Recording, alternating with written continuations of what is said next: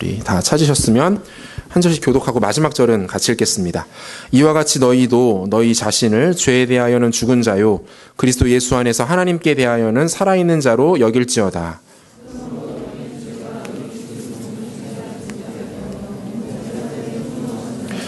또한 너희 지체를 불의의 무기로 죄에게 내주지 말고 오직 너희 자신을 죽은 자 가운데서 다시 살아난 자 같이 하나님께 드리며 너희 지체를 의의 무기로 하나님께 드리라.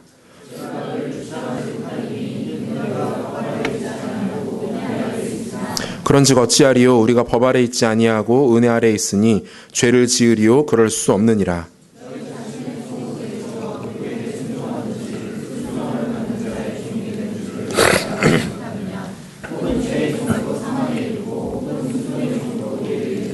하나님께 감사하리로다. 너희가 본래 죄의 종이더니 너희에게 전하여 준 바 교훈의 본을 마음으로 순종하여 너희 육신 연약함으로 내가 사람의 예대로 말하노니 전에 너희가 너희 지체를 부정과 불법에 내주어 불법에 이른 것 같이 이제는 너희 지체를 의에게 종으로 내주어 거룩함에 이르라. 너희가 그때 무슨 열매를 얻었느냐 이제는 너희가 그 일을 부끄러워하나니 이는 그 마지막이 사망이니라.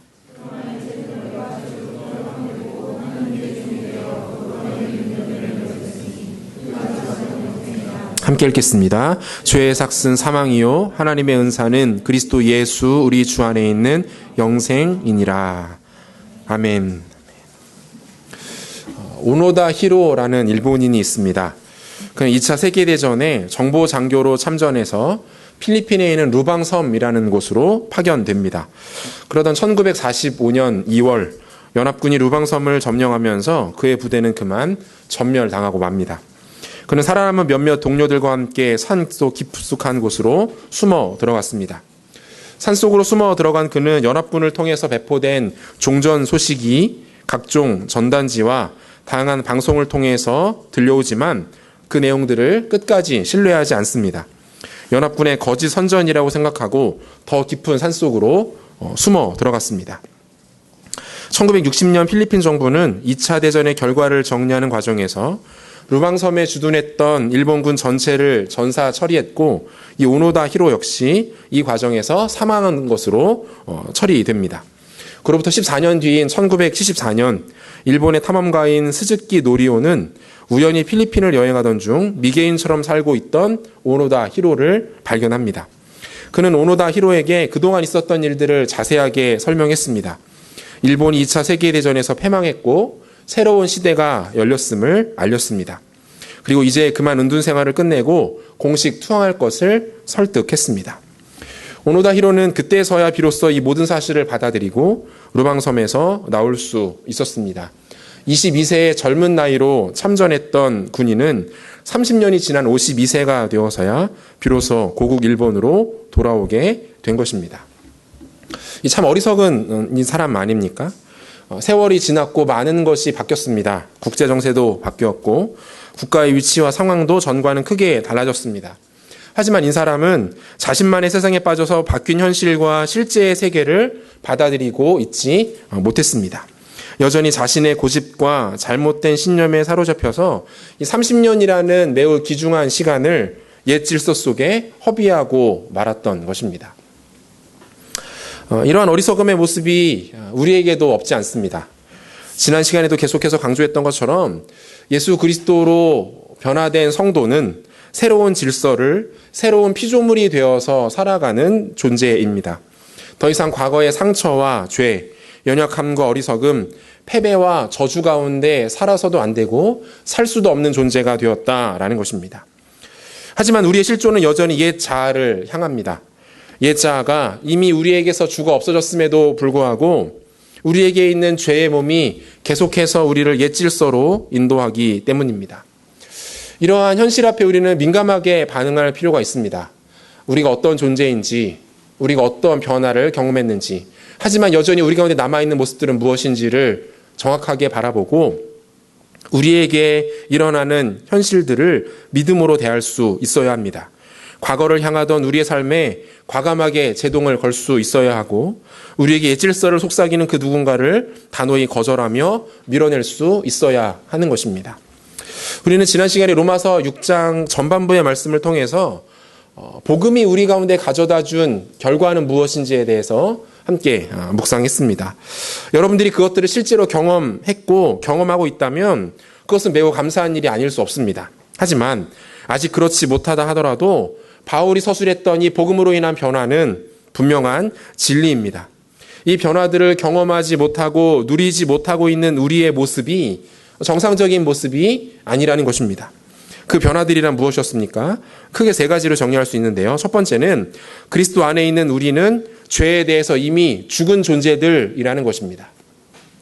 우리는 이 사실을 명확한 하나의 의식을 통해서 설명할 수 있었는데요. 그것은 바로 세례였습니다. 세례라는 것은 죽음과 음부의 메타포인 물에 잠기고 다시 일어나는 의식입니다. 이것을 통해서 우리는 죄와 옛 자아에 대해서는 죽고 그리스도 안에서 새로운 존재로 살아났다라는 것을 확인할 수 있었습니다.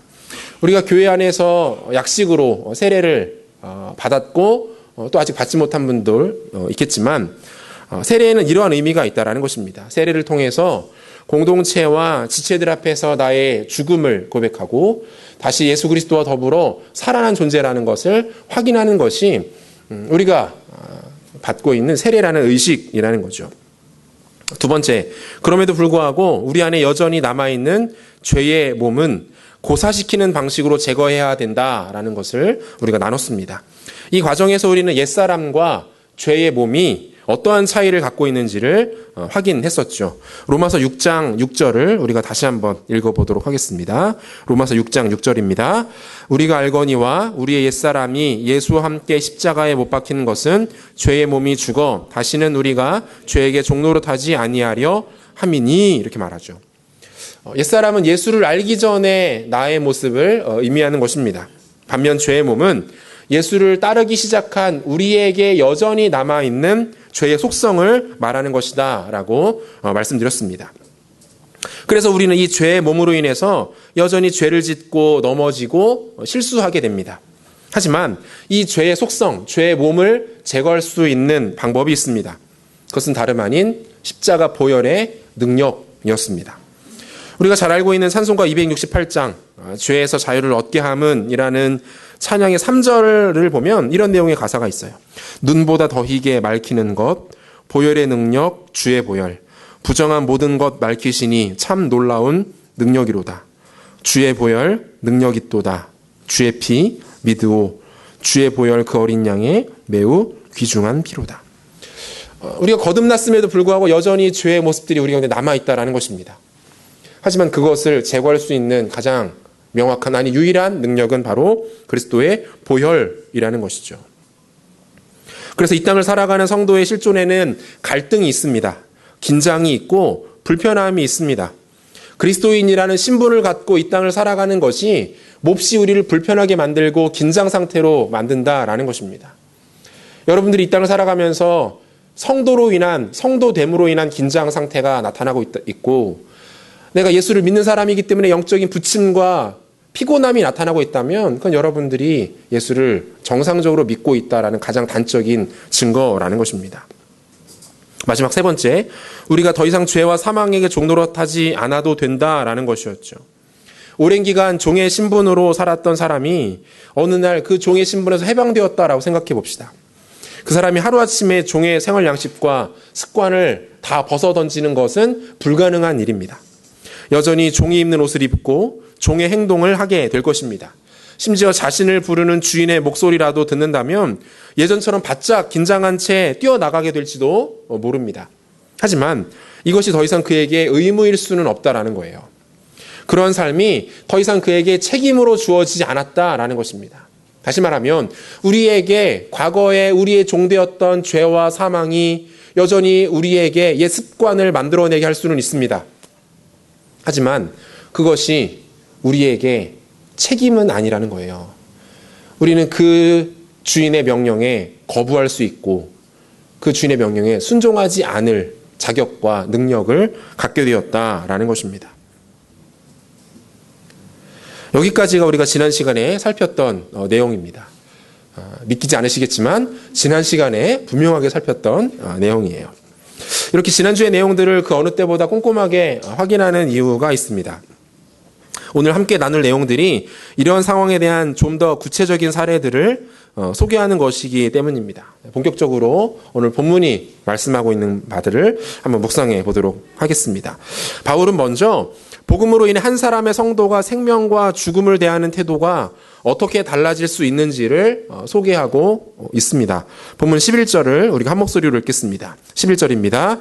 이와 같이 너희도 너희 자신을 하나님께 대하여는 살아있는 자로 여길지어다 라고 말해요. 복음을 경험한 성도는 자신을 죄에 대하여는 죽은 존재로, 그리스도 예수 안에서 하나님께 대하여는 살아있는 자로 여긴다라고 말씀하고 있어요. 여기서 가장 중요한 표현은 이 마지막에 나타나는 이 여긴다라는 의미입니다. 여긴다. 이 여긴다는 말이 헬라어로 로기조마이라는 단어인데, 이 로기조마이라는 이 단어가 신약성경에서는 굉장히 중요하게 사용되고 빈번하게 사용되는 핵심적인 단어입니다. 영어 성경이 로기조마이라는 단어를 굉장히 다양한 표현으로 번역을 하는데, 생각하다, 간주하다, 유지하다, 대변하다, 기록을 남겨두다, 추론하다, 주장하다, 기대하다, 깨닫다, 돌리다 등 모두 12개의 단어를 사용해서 이 로기조마이라는 단어를 번역하고 있어요. 이런 번역들은 어떤 내용을 사실 또는 진리로 확신하며 받아들인다라는 의미를 포괄하고 있는 내용인데, 로마서 4장을 보면 단적으로 확인할 수 있는 부분이 한 군데 나옵니다. 로마서 4장 3절을 보니까 성경이 무엇을 말하느냐? 아브라함이 하나님을 믿음에 그것이 그에게 의로 여겨진 바 되었느니라, 이렇게 돼 있어요. 여기서 여겨진이라는 이 단어가 로기조마이라는 단어예요. 우리가 이미 살펴본 바 있는 하나님께서 아브라함을 평가하실 때 하셨던 평가 중에 하나입니다. 하나님이 아브라함의 모습을 의인으로 여기셨다라고 말하고 있는 거예요. 아브라함이 실제로 의로웠다거나 아브라함이 하나님께 충분히 칭찬받을 만한 모습을 갖추고 있었기 때문이 아닙니다. 아브라함이 의로울 수 있었던 것은 하나님께서 그를 의롭다고 여기셨기 때문이다라고 말하고 있는 거죠. 다시 말하면 이 로기조마이라는 이 단어는 하나님께서 인정하시는 것 같은 수준의 견고함과 확실함을 나타낼 때 사용하는 단어라는 것입니다. 여기다라는 것이 나를 내 스스로가 주관적인 입장에서 평가하고 받아들이는 것이 아니라 누가 평가하는 것입니까? 하나님께서 그 사람을 평가하는 그 모습을 말한다라는 거예요. 다시 본문 11절로 돌아와서 성도는 자신을 어떤 존재로 인식해야 된다라고 말하는 겁니까? 죄에 대해서는 죽은 것으로 그리스도 예수 안에서 하나님께 대하여는 산자로 인식해야 하는데, 하나님께서 아브라함을 의인으로 인정하시는 것 같은 수준의 확신을 가질 수 있어야 된다라고 말하고 있는 것입니다. 이해 못했죠? 100%. 다시 말하면 성도는 자신이 믿었고 그래서 붙들고 있는 그 복음이 자신의 상황과 환경과 시대와 가치와 어떠한 고난과 어려움이 찾아옴에도 불구하고 그것들을 뛰어넘을 수 있는 절대적인 진리라는 확신을 갖고 살아야 된다라는 말이에요. 여러분, 사기꾼들 중에서도 가장 높은 단계에 도달한 사기꾼들이 바로 이제 이단이나 사이비 종교의 교주들입니다. 가장 높은 그레이드의 사기꾼들이 이제 이런 사람들인데, 실제로 사기꾼들 중에서도 가장 견고한 세력을 형성하고 여러 방면에 있어서 막강한 영향력들을 행사하기도 합니다. 그런데 재밌는 것은 뭐냐면 이 사람들이 주장하고는 내용들을 우리가 조금만 좀 들어보면 도무지 말도 안 되는 내용들을 사실인 것처럼 주장한다라는 거예요. 그 이단들이나 사이비 종교 교주들 보면 마찬가지예요. 성경의 내용을 자기 마음대로 왜곡해서 적용합니다. 성경에 있지도 않은 개념들을 성경에 나와 있다고 바득바득 우기기도 합니다. 심지어 어떻게 말합니까? 내가 예수다라고 말하기도 하고, 어떤 사람들은 좀 더 차별화되기 원했는지 예수까지는 아니고 내가 엘리야다, 내가 모세다, 다윗이다, 이렇게 주장하는 사람들도 있어요. 실제로 오늘날 우리가 살아가는 대한민국에 활동 중인 예수가 약 30여 분 정도로 나타나고 있고, 엘리야, 모세, 다윗 왕도 전라북도 쪽에 계시다는 얘기를 제가 들은 적이 있어요. 대단한 분들이에요. 이런 분들은 이제 전문 용어로 도라이 이렇게 이야기도 하는데, 더 신기한 것은 무엇입니까? 이런 사람들을 추종하는 사람들, 그 세력들이 우리가 상상하는 수준 이상으로 많다라는 거죠. 어떻게 이런 일들이 가능합니까? 말도 안 되는 이야기를 하고 다니는 사람들을 믿고 그것이 진리라는 것을 믿고 따라가는 사람들이 굉장히 많다라는 거예요. 이게 어떻게 가능합니까? 여러 가지 설명이 가능하겠지만 그 중에 하나가 이 사기꾼들이 가지고 있는 자기 확신, 신념이에요, 신념. 이 사람들이 너무나도 확신 있게 주장을 하니까 사람들이 처음에는 부인하다가 말도 안 되라고 하다가 그 강한 확신과 신념 때문에 마음이 움직이기 시작한다는 거예요. 사람은 원래 그렇습니다. 누군가의 확고한 신념 앞에 서면 순간적으로 자신감을 잃어버립니다.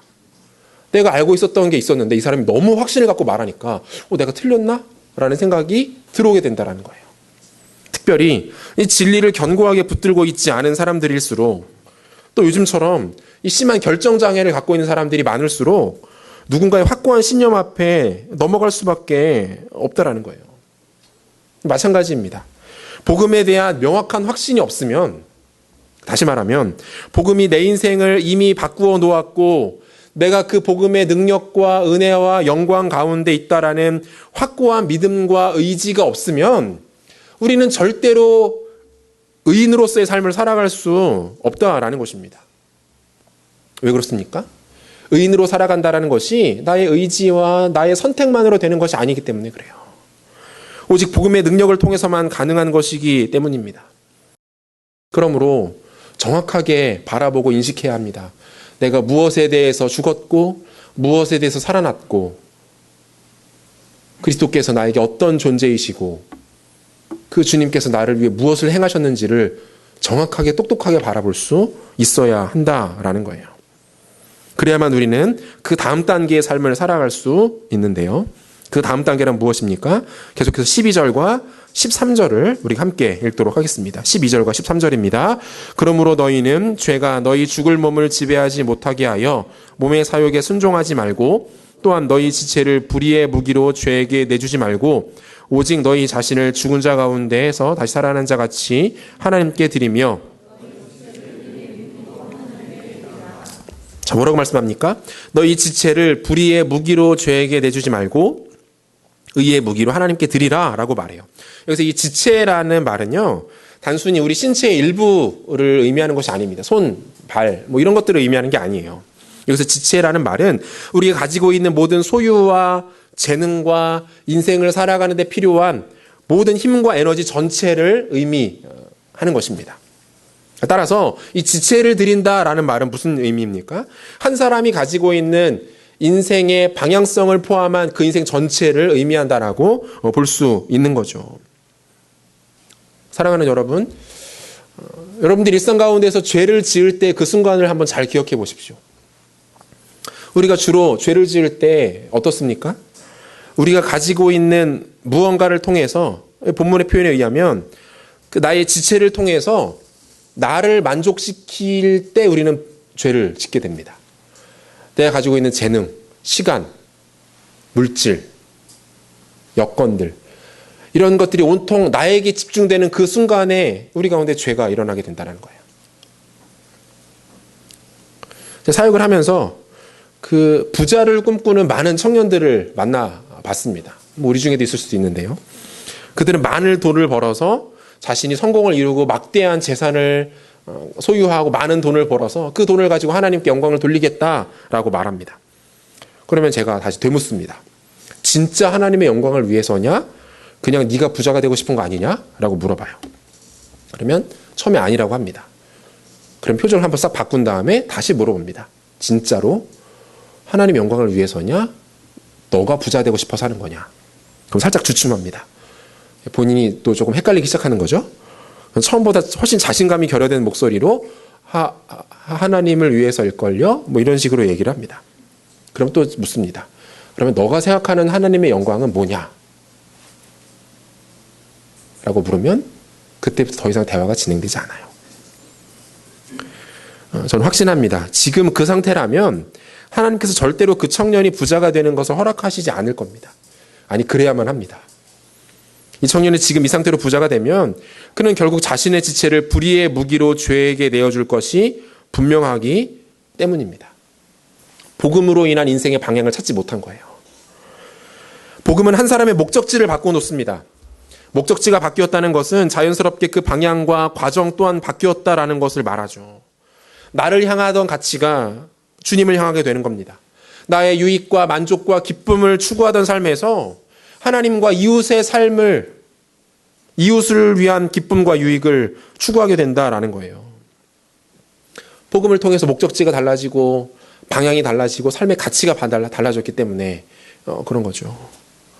이처럼 달라진 방향성을 살아가기 위해서는 새로운 길에 대한 이해가 필요합니다. 그 길을 더욱 힘있게 달려가겠다는 의지도 있어야 하고 또한 누군가의 결정적인 도움도 필요한 것입니다.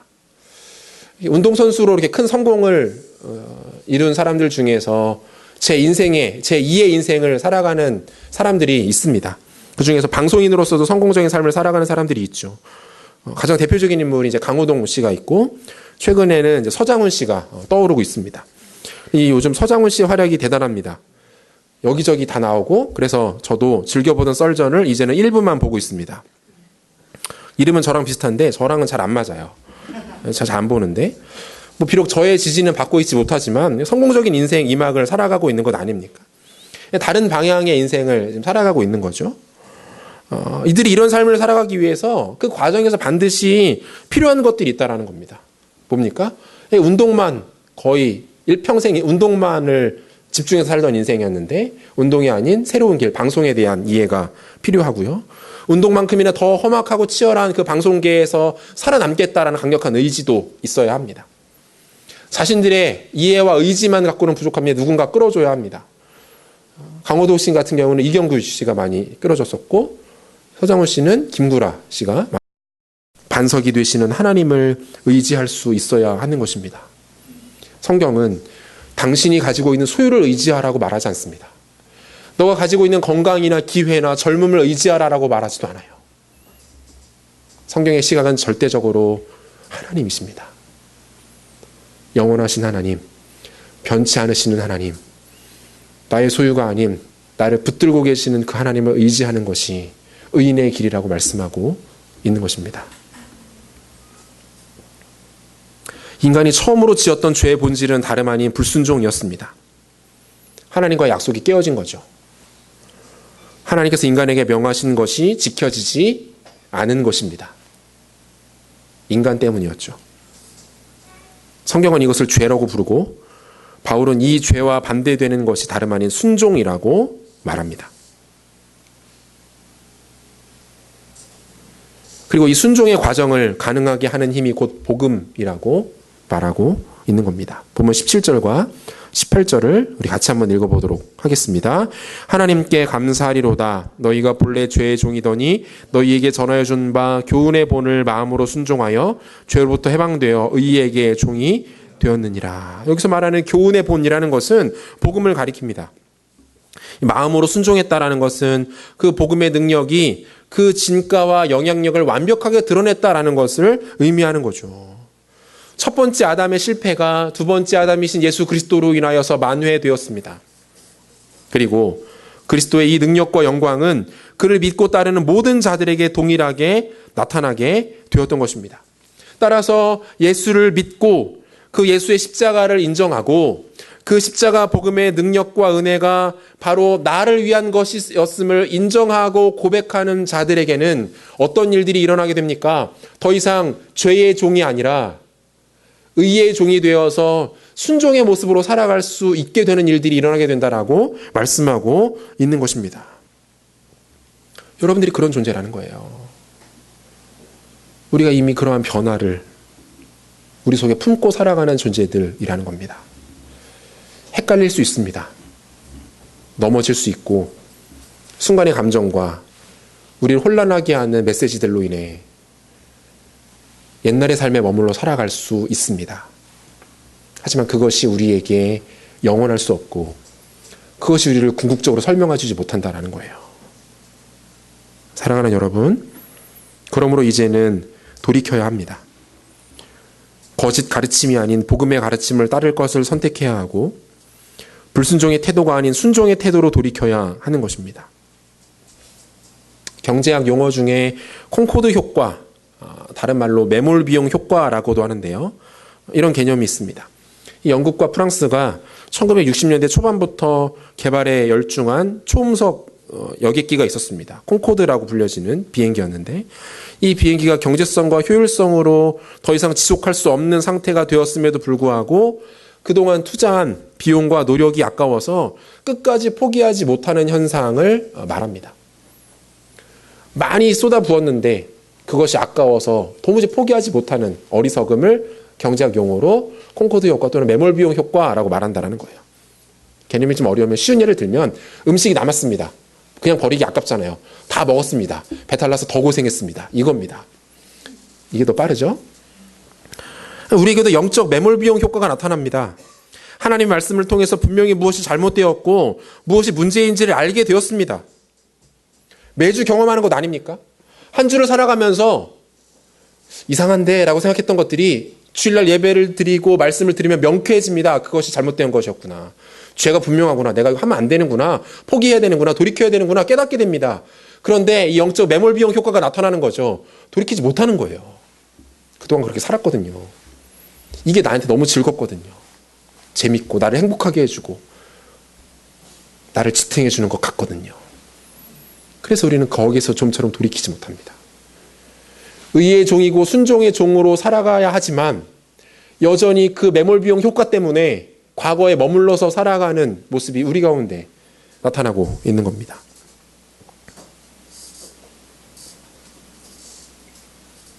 너무 어리석은 태도라는 거예요.